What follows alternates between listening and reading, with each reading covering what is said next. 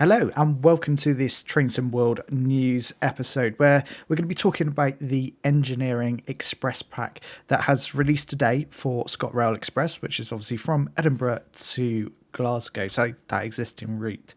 Let's dive into it. Let's have a little bit of a talk around my thoughts on this pack, and hopefully you enjoy this video. If you do, please consider hitting that like button and also subscribing. It really is appreciated. But kind of as the lovely picture we've got in front of us here indicates, it's all around the Class 66, but this time we're finally moving away from that EWS livery that we've had in numerous routes and various packs. It's finally good to see some other liveries. So I guess that's start on a positive, absolutely. It also comes with the Sea Cow wagons, which you probably have seen potentially on West Cornwall Local. That's where they originated from. And we'll dive into the pack, and as I say, we'll give a bit of a thought. So the 66 has the ability to rescue Class 385s, which obviously comes with ScotRail Express, and that's a new down coupling that allows you to drag those 385s. And we should dive this. It's worth saying it's currently out on PlayStation and Xbox now, and later today it will be available on Steam and Epic Game Store. I will be streaming my first look of this pack a little bit later today, so do check that out, and we can see what it's all about. So, what do we really get with this pack? So you get the Class 66 in two liveries. The first one being, you can see pretty clearly there, is the pink or the magenta 1 livery.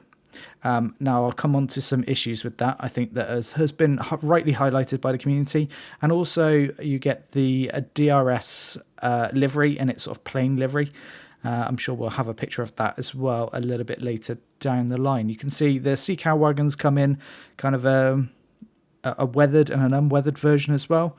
So nice to see a bit of a difference, but fundamentally the Sea Cow wagons do not run on mainline operations today anymore. So it's not very prototypical for the era that obviously Edinburgh to Glasgow is set in, which is very much modern times. So that's a real disappointment, I think, on that front. So there you go. You get to see the one livery there hauling the 385. I believe this pack comes with 5 scenarios. I assume that's probably one of the scenarios, and it also comes with a number of timetable services, but not a huge amount, I think it's fair to say. So there we go. You've got kind of 2 operations, a bit of freight and a bit of drag activity with the 385. Be interesting to see if that downer coupling works with any of the other multiple units that we've currently got in the game. That'll be something I'll be keen to test out a little bit later in the stream. So if you're interested in that, check it out. So I think if we stick with the 1, I think it's fair to say the wrong subclass of 66 has been used.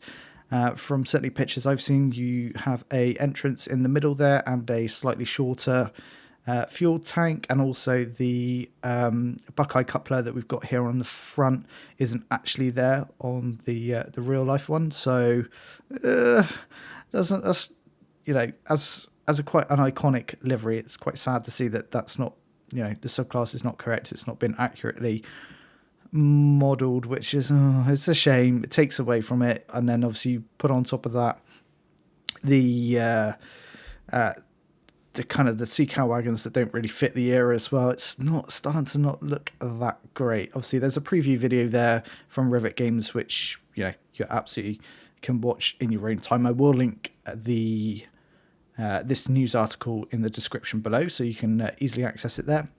And then we've got price $9.99. It feels very steep, if I'm honest, for fundamentally two liveries and a number of scenarios. We've seen certainly in the past a single livery would be typically, if you think to the Class 323 that recently released, that was around £5. So for an extra livery, an extra £5, it doesn't feel very, it doesn't feel like great value. And also given the kind of the inaccuracies of the modelling and the era, the wagon type, it's not a good, I don't think it's a good value proposition.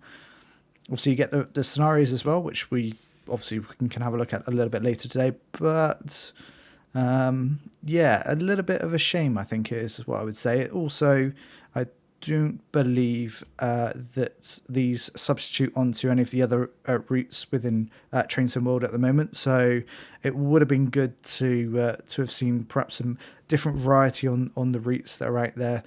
With the use of substitution, but clearly that's not the case, which again is another missed opportunity. And I think that's kind of my overall view, is that this really is a bit of a missed opportunity with this pack. If it was one, better value, two, probably better kind of pulled together in terms of correct more prototypical wagons, details that are actually correct, like the correct use of the correct Class 66. I think I've also seen certain comments that there is still EWS branding within the cab, so obviously that's feels a bit of an oversight as well, which is a shame, because this could have been such a good pack that actually could then move forward with future routes. But if there's all of these issues with them, it doesn't feel like a great thing. Not to also mention, this adds probably another 2 to the long list of 66s that are already in the game. And also, I think fundamentally, we really want another UK modern era freight loco, because it's certainly missing now. So I think really they got some more pictures of the 66 there. Talks a little bit around the kind of some of the features of the ScotRail Express route, which it's okay. I think there's also a bit of a missed opportunity when they were obviously adding the services into the new timetable that comes with this pack, is that they didn't add the 801 at Waverly, even just as AI, to make that station feel a little bit more busy. Surely that is a nice, easy addition, as a bit of a kind of, now we have that available in the game, the 801. It would have been amazing to have the Azuma. Make that station feel more alive. It's just, again, another missed opportunity, I think, is fundamentally my view. There we go. We get a bit of a better view of the DRS, Direct Rail Services livery. Again, looks nice. It's nice to see more operators in the game, that's for sure. If you do want to use this in the in kind of other routes, the suggestion is sadly just use free roam, which is not the best. It would have been nice to see substitution enabled, but that's kind of my overview of what's been announced today. And obviously a little bit later today I will dive into some more depth once I get access to the pack itself. So thank you for watching along, and I'll hopefully catch you in the stream later today, and bye bye for now.